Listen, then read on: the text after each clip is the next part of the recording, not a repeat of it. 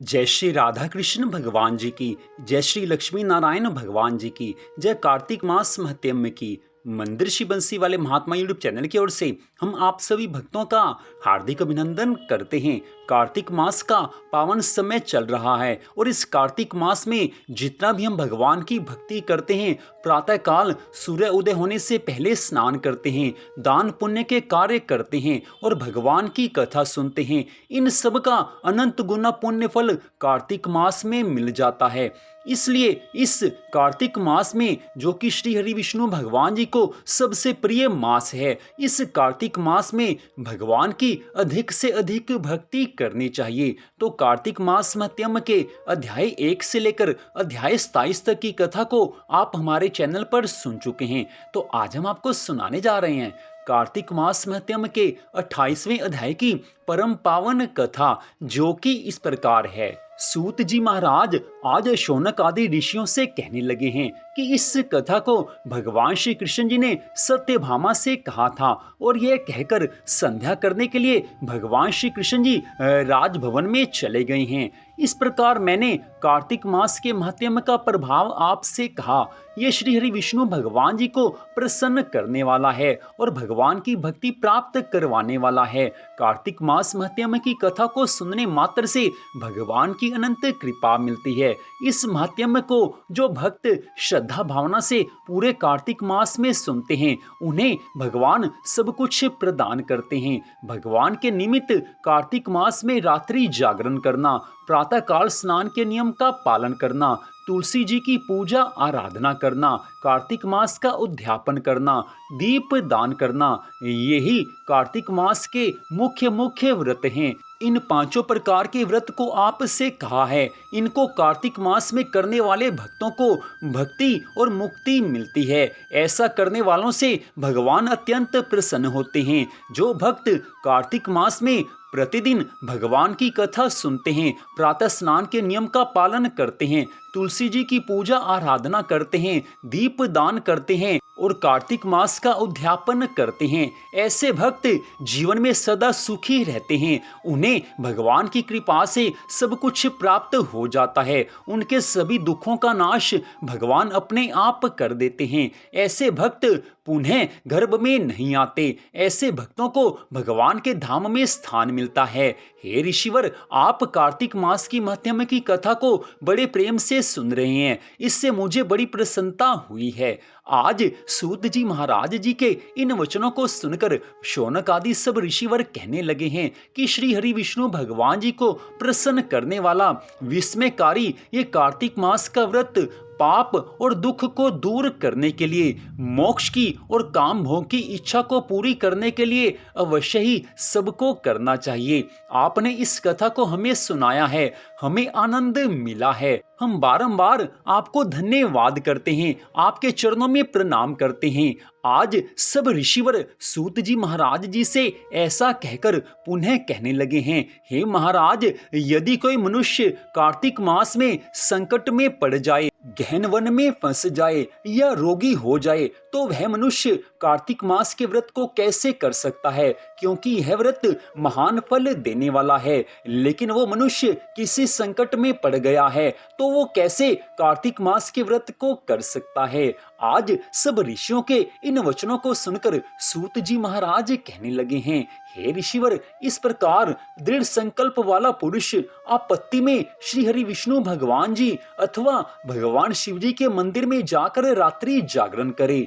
यदि तुलसी जी की पूजा संभव ना हो सके तो वैष्णव पुरुषों का पूजन करे, क्योंकि श्री हरि विष्णु भगवान जी सदा अपने भक्तों के समीप रहते हैं। हे ऋषियों, इन सब के ना मिलने पर व्रती पुरुष गौ और ब्राह्मण की पूजा करे और व्रत के पूरा करने के लिए पीपल और वट के वृक्ष का पूजन करे।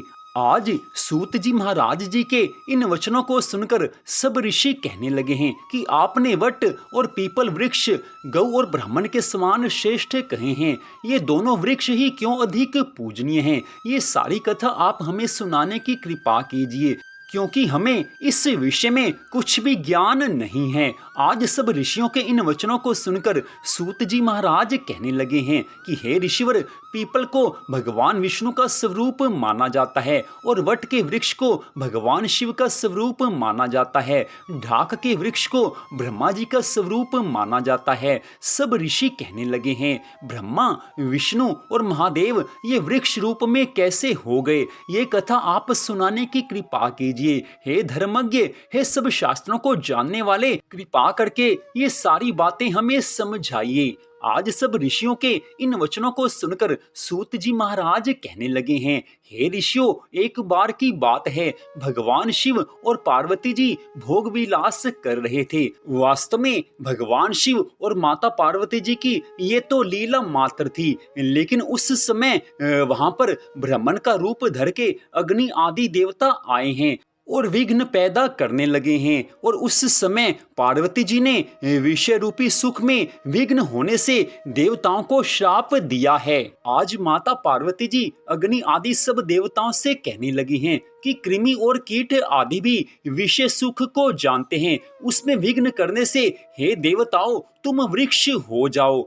आज इतनी कथा सुनाकर सूत जी महाराज शौनक आदि सब ऋषियों से कहने लगे हैं कि इस प्रकार माता पार्वती जी के कुपित शाप से सब देवता वृक्ष हो गए। श्री हरि विष्णु भगवान जी पीपल के वृक्ष हुए हैं और भगवान महादेव जी वट के वृक्ष हुए हैं। पीपल को शनिवार के दिन स्पर्श करना चाहिए और बाकी दिन स्पर्श नहीं करना चाहिए, यही विधान है। आज सूत जी महाराज जी के द्वारा इस बात को सुनकर सब ऋषियों को प्रसन्नता हुई है, विस्मयकारी कथा सुनने को मिली है। सब ऋषिवर आज प्रसन्न हैं कि कार्तिक मास के महात्म्य में बड़ी दिव्य कथाओं को सुनने का मौका मिल रहा है। आज सूत जी महाराज शौनक आदि सब ऋषियों से कहने लगे हैं कि अब आप और कौन सी कथा को सुनना चाहते हैं, सो आप मुझसे कहिए। तो इस प्रकार कार्तिक मास महात्म्य के 28वें अध्याय की कथा का यहीं पर विश्राम होता है। सूत जी महाराज जी ने शौनक आदि सब ऋषियों को बड़ी सुंदर कथा सुनाई है। भगवान की कथा को सुनकर जिसको आनंद होता है वही भगवान की कृपा का अनुभव कर सकता है। जो श्रद्धा भावना से भगवान की कथा सुनते हैं, प्रेम भाव से भगवान की कथा सुनते हैं, उनको अवश्य ही आनंद मिलता है। इसलिए कार्तिक मास की कथा हो या कोई अन्य कथा हो, भगवान की कथा को पूरी तरह से मन लगाकर सुनना चाहिए, श्रद्धा भावना से सुनना चाहिए। भगवान की कृपा के बिना कभी भी भगवान की कथा सुनने को नहीं मिलती और भगवान की कृपा से जब भगवान की कथा सुनने का मौका मिल जाए तो पूरी तरह से मन लगाकर कथा सुने, क्योंकि भगवान अपने सच्चे भक्तों को ही कथा सुनने का अवसर देते हैं। जिनके ऊपर भगवान को प्यार होता है उन्हीं को भगवान की कथा सुनने का मौका मिलता है। इसलिए कार्तिक मास की इस कथा को आप सभी भक्त श्रद्धा भावना से सुन रहे हैं, आगे भी सुनते रहिए। और कहीं भी किसी स्थान पर कोई भी आप कथा सुने, सच्ची श्रद्धा भावना से मन लगाकर कथा सुने, क्योंकि भगवान की कथा को सुनने मात्र से मनुष्य के पिछले जन्मों के पापों का नाश होता है और इस जन्म में हमने जो कोई पाप कर्म किए हैं उनका भी नाश हो जाता है। भगवान की कथा को सुनने मात्र से बिगड़ा हुआ भाग्य भी संवर जाता है। हमारे हिंदू धर्म ग्रंथ भरे पड़े हैं ऐसे ऐसे दृष्टांतों से कि जिसमें बताया गया है कि भगवान की कथा को सुनकर मनुष्य को सभी कुछ प्राप्त हो जाता है। जो मनुष्य सदा दुखी रहते हैं, सदा जो संकटों में पड़े रहते हैं, जिनके ऊपर भारी मुसीबत आन पड़ती है, ऐसे मनुष्य भी अगर सच्ची श्रद्धा भावना से भगवान की कथा सुनते हैं तो उनका जीवन भी सुधर जाता है, उनके जीवन में भी सुख के क्षण आ जाते हैं, उनके सभी दुख भगवान की कथा को सुनने मात्र से दूर हो जाते हैं।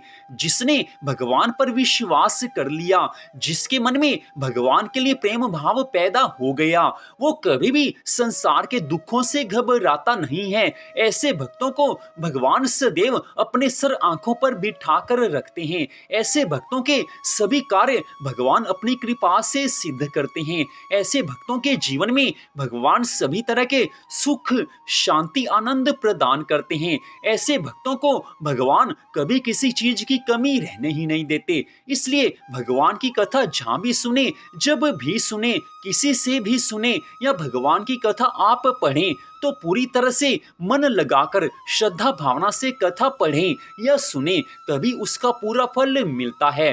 तो मंदिर बंसी वाले महात्मा यूट्यूब चैनल की ओर से आज की इस कथा को सुनने के लिए आपका हार्दिक धन्यवाद। भगवान श्री राधा कृष्ण जी की, भगवान श्री लक्ष्मी नारायण जी की कार्तिक मास महत्म की अनंत कृपा सदा आप सब पर, आपके परिवार पर बनी रहे। इसी मंगल कामना के साथ जय श्री राधा रानी सरकार की, जय श्री कृष्ण भगवान की, जय श्री लक्ष्मी नारायण जी भगवान की, जय श्री गौरी शंकर जी भगवान की, जय कार्तिक मास महत्म की। ओम नमः शिवाय। जय जय श्री राधे, जय जय श्री राधे, जय जय श्री राधे श्याम।